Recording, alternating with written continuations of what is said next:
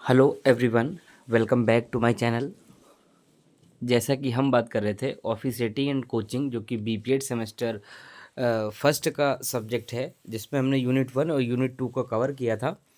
और यूनिट 3 में हमने 2 टॉपिक को कवर किया था। आज हम उसमें आपके सिलेबस के अकॉर्डिंग हम तीसरे टॉपिक को कवर करेंगे, जिसमें हम पढ़ेंगे mechanics of officiating, position, signals and moments. ठीक है, इनके बारे में हम यहाँ पर पढ़ेंगे, जिसका हिंदी अर्थ होता है निर्णयन की प्रक्रिया, स्थिति, संकेत तथा संचलन इत्यादि।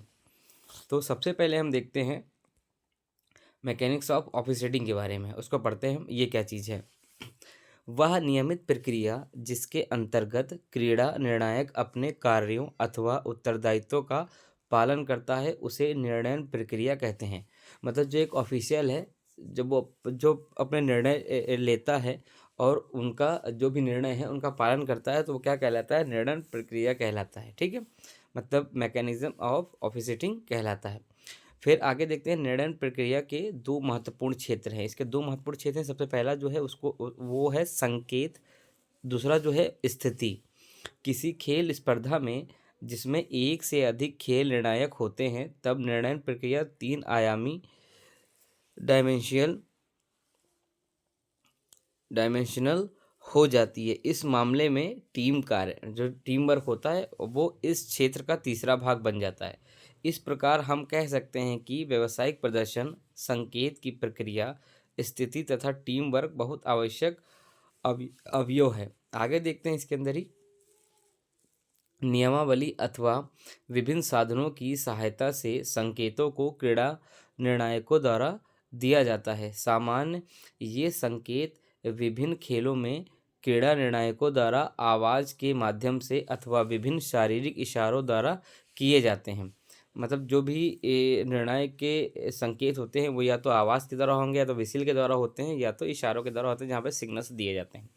आज के इस आधुनिक युग में विभिन्न उपकरणों का उपयोग इस कार्य के लिए निर्णायकों द्वारा किया जाता है। विभिन्न खेलों में निर्णय संवाद करने के लिए प्रत्येक निर्णायकों को तीव्र व सटीक संकेत देने चाहिए, ताकि उचित निर्णय दिया जा सके। यदि निर्णायक जल्दबाजी में संकेत देता है, उस स्थिति में खिलाड़ी द्वारा उसके निर्णय को संदेह की दृष्टि से देखा जाता है।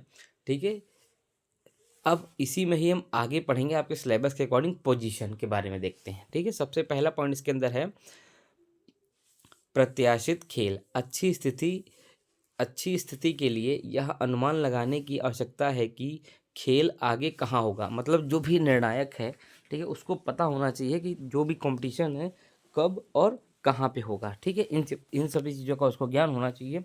अधिकारियों को मुख्य क्षेत्रों के स्पष्ट दृष्टिकोण को बनाए रखने के लिए हमेशा आगे रहना चाहिए। मतलब उसे पूर्ण रूप से जो भी कंपटीशन हो रहा, कहाँ पे हो रहा है, ठीक है, कितने ऑफिशियल्स हैं, जो भी है, पूरी जानकारी उसको पूर्ण रूप से उसके अंदर होनी चाहिए।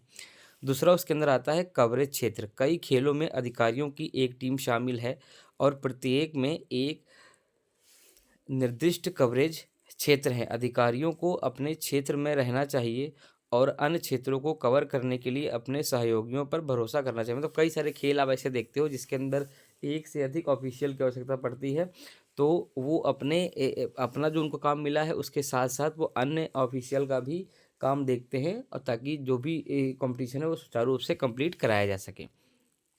पोजीशन में ही तीसरा पॉइंट बनता है समायोजन की स्थिति। अधिकारियों को खेल के प्रवाह के आधार पर लगातार अपनी स्थिति को समायोजित करने की आवश्यकता है। उदाहरण के लिए एक बास्केटबॉल रेफरी ऊपर और नीचे की ओर बढ़ता है। कहने का मतलब ये है, ऊपर नीचे, मतलब एक बास्केटबॉल रेफरी जब बास्केटबॉल कंपटीशन कराता है, तो आप देखते होंगे कि वो इधर से उधर, इधर से उधर दौड़ता रहता है खिलाड़ियों के साथ साथ, ताकि जो भी निर्णय है, जो भी मूवमेंट खिलाड़ी करता है, उसके रिगार्डिंग ही वो निर्णय ले सकें।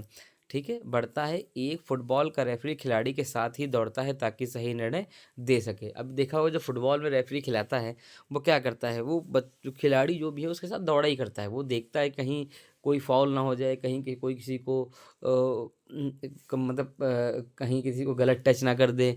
ठीक है, किसी प्रकार की लड़ाई झगड़ा ना हो जाए। मतलब कुछ ऐसे पॉइंट भी मिल जाते हैं जहाँ पर जो रेफरी उसका उसको काट देने की आवश्यकता वहाँ पर होती है, तो पूर्ण रूप से निर्णय दे सके, इसीलिए वो खेल में पूरा अपना सहयोग देता है। आगे चलते हैं, जिसके अंदर सबसे पहली पोजीशन जो है हमारी, उसके सबसे पहले उसके अंदर ही देखेंगे हम। पॉइंट है हमारा प्रारंभिक स्थिति। अधिकारी को खेल के शुरू होने से पहले अपनी प्रारंभिक स्थिति में खड़ा होना चाहिए। मतलब सबसे पहले पोजीशन के अंदर अगर हम अलग पॉइंट की बात करें, ये 3 पॉइंट जो हमने पढ़े हैं, इसके अलावा और भी अगर पॉइंट की बात करें तो उसमें सबसे पहला पॉइंट आएगा प्रारंभिक स्थिति। मतलब अधिकारी को खेल के शुरू होने से पहले अपनी प्रारंभिक स्थिति में खड़ा होना चाहिए। मतलब आप जहाँ पे आपकी पोजीशन है, जहाँ पे आपकी ड्यूटी लगी है, वहाँ पर आपको होना चाहिए। ठीक है। दूसरा है खेल के दौरान स्थिति। अधिकारी को खेल के दौरान अपनी स्थिति को बदलना चाहिए ताकि वह खेल को स्पष्ट रूप से देख सकें। कहने मतलब भाई एक ही जगह पे, कुछ खेल ऐसे हैं जहाँ पर आप एक ही जगह पे खड़े नहीं हो सकते हैं। जैसे कि कबड्डी, जो भी उसके अंदर ऑफिशियल हैं या रेफरी हैं, तो वो इधर से उधर थोड़ा बहुत मूवमेंट किया करते हैं ताकि उनको सही मोमेंट मिले, वो निर्णय उस मोमेंट पे दे सके। उसी में आप फुटबॉल में देख लीजिए, जो रेफरी होगा, जो भी ऑफिशियल्स होते हैं वो दौड़ा करते हैं। ठीक है। और इसके अलावा एथलेटिक्स में आप देख लीजिए। ठीक है। जो भी लैप स्कोरर हैं वो एकदम एक्टिव होते हैं। ठीक है। जो लैप काटते हैं वो भी एक्टिव होते हैं। ठीक है। टाइम कीपर एक्टिव होते हैं। सब मतलब जो भी रेफरी हैं वो सब एक्टिव होते हैं ताकि जो भी निर्णय है एकदम सही और ईमानदारी से निर्णय दिया जा सके। उसके बाद है निर्णय लेने की स्थिति। अधिकारी को निर्णय लेने की स्थिति में खड़ा होना चाहिए ताकि वह स्पष्ट रूप से देख सके और निर्णय ले सके। चलिए आगे चलते हैं। पोजीशन आपका ख़त्म होता है, उसमें आप पढ़ते हैं हम सिग्नल्स के बारे में। ठीक है। सिग्नल में सबसे पहला सिग्नल आता है नॉन वर्बल कम्युनिकेशन, जिसको हम हिंदी में बोलते हैं गैर मौखिक संचार। कई प्रकार के खेलों में मौखिक संचार नहीं हो पाता है। ठीक है। मौखिक संचार मतलब आप बोल नहीं सकते हैं, नहीं हो पाता है, जिसके कारण अधिकारी गैर मौखिक संचार का प्रयोग करता है। गैर मौखिक मतलब बिना बोले हुए ही आप कम्युनिकेशन कर सकते हैं, जिसमें वह अनेक प्रकार के सिग्नल का प्रयोग करके खेल प्रतियोगिताओं को संपन्न कराता है। कहने का मतलब ये है कि कई बार देखा गया है कि कंपटीशन, ऐसे ऐसे कंपटीशन होते हैं जिसके अंदर खिलाड़ी बोलता नहीं। अब वॉलीबॉल की अगर बात लेते हैं, वॉलीबॉल में क्या करता है, विसिल बजा कर सिग्नल देता है। ठीक है, कि पॉइंट इधर का पॉइंट हुआ है और बॉल यहाँ पे गिरी है, इस तरह से। ठीक है। सेम आप फुटबॉल में देखिए, जब बॉल आउट होती है तो फ्लैग दिखाते हैं। ठीक है। सेम वॉलीबॉल में जब बाहर बॉल जाती है, सर्विस लाइन से बाहर बॉल चली जाती है, जब आउट हो जाती है तो रेफरी क्या करता है, ऑफिशियल क्या करता है, फ्लैग ऊपर करते हैं। ठीक है। ये फ्लैग नीचे करते हैं। ठीक है। तो वहाँ पर बिना नॉन वर्बल कम्युनिकेशन होता है और लोगों को पता चल जाता है कि ये इन है बॉल या आउट है, मतलब ऑफिशियल ने क्या निर्णय खिलाड़ी को दिया है। ठीक है। उसके बाद सिग्नल में ही दूसरा आता है विसिल यूसेज, सीटी का उपयोग। सीटी का उपयोग अक्सर संकेतों के साथ संयोजन में किया जाता है। खेल को शुरू करने, मतलब अगर खेल को शुरू करेंगे तो सीटी का प्रयोग करेंगे हम। खेल को रोकने, जब खेल को रोकते हैं तब भी सीटी का प्रयोग करते हैं, या खेल को फिर से शुरू करने के लिए सीटी का उपयोग किया जाता है ताकि खेल को ईमानदारी से और समय के अनुसार समाप्त किया जा सकता है। मतलब विसिल से भी आप कई सारे सिग्नल दे सकते हैं। ठीक है। गेम को रोक दिया, ठीक, फिर गेम को स्टार्ट कर दिया। ठीक है। कहीं भी कोई प्रॉब्लम हुई तो हम विशेल से भी गेम को हम रोक देते हैं या स्टार्ट कर देते हैं। अब इसी में ही हम पढ़ेंगे, सबसे पहला हम पढ़ेंगे टाइम आउट्स एंड सब्स्टिट्यूशंस के बारे में। सब्स्टिट्यूशंस, बास्केटबॉल या वॉलीबॉल जैसे खेलों में अधिकारी टाइम आउट के लिए टी हाथ के इशारों का उपयोग करते हैं। कहने मतलब है कि अगर आपको वॉलीबॉल है या बास्केटबॉल है, कभी कभी कबड्डी में भी देखा जाता है, लोग क्या करते हैं, हाथ से टी बना देते हैं। ठीक है, कि उस हमको क्या चाहिए, टाइम आउट चाहिए, टी फॉर टाइम आउट चाहिए हमको। तो जो ऑफिशियल होते हैं वो उनको टाइम आउट दे देते हैं। इशारों का उपयोग करते हैं और अपने हाथों के गोलाकार गतियों के साथ प्रतिस्थापन का संकेत देते हैं। सब्स्टिट्यूशन का भी संकेत उस हिसाब से उसमें देते हैं। ठीक है। ये आपको कई सारे टूर्नामेंट में देखने को मिलेगा। दूसरा एक इसके अंदर ही है सिग्नल्स में, फॉल कॉल्स। प्रतियोगिता के दौरान जब खिलाड़ियों द्वारा किसी भी प्रकार का फाउल किया जाता है तो अधिकारी अलग अलग तरह के सिग्नल्स या कार्ड देकर खिलाड़ियों को दंड देता है। कई तरह के फॉल ऐसे देखते हैं कि लड़ाई झगड़ा भी चालू कर देते हैं। टीम टीम में एक किसी की टी शर्ट पकड़ ली, किसी को बूट मार दिया, कई सारे ऐसे हो जाते हैं जहाँ पर एक रेफरी को कार्ड देना पड़ता है खिलाड़ी को। उसी में ही तीसरा पॉइंट आता है गोल और पॉइंट स्कोर। कई प्रकार के खेलों में हाथ के इशारे द्वारा खेल के स्कोर का पता चलता है। जैसे वॉलीबॉल खेल में अधिकारी द्वारा हाथ से दिया गया सिग्नल यह जानकारी देता है कि किस खिलाड़ी के कितने पॉइंट हैं और किस टीम के कितने पॉइंट हुए हैं या किस टीम को पॉइंट मिला है। ठीक है, आप वॉलीबॉल में अच्छे से देख सकते हैं।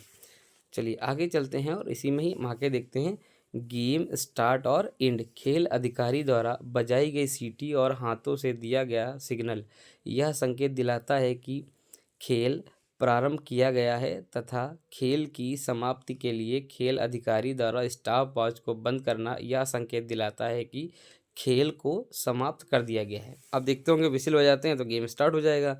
सेम एथलेटिक्स में आप देखते हो जहाँ स्टॉप स्टॉप जो है स्टॉप वॉच उन्होंने स्टॉप कर दी, बंद कर दी, वहाँ पे वो गेम समाप्त हो गया। तो ये भी हमारा इस गेम स्टार्ट और एंड का एक बहुत ही अच्छा एग्जाम्पल है। आगे चलते हैं, उसी में हम अब आपके सिलेबस के अकॉर्डिंग मोमेंट के बारे में हम देखते हैं।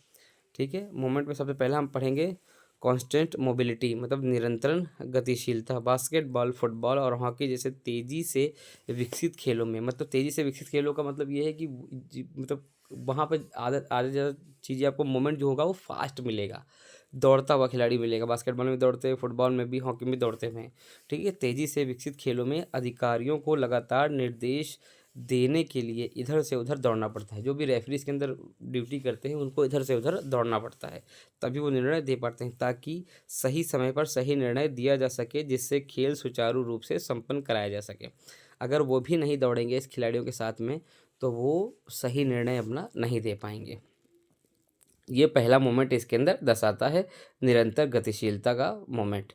फिर दूसरा पॉइंट इसके अंदर है लेटरल मोमेंट। कई प्रकार के खेलों में खेल अधिकारी द्वारा अपने स्थान को समय समय पर बदला भी जा सकता है। जैसे कि कबड्डी के खेल में खेल अधिकारी खिलाड़ी के मूवमेंट को देखते हुए अपने स्थान से दूसरे स्थान पर चला जाता है, ताकि उसको निर्णय लेने में किसी भी प्रकार की दुविधा उत्पन्न ना हो।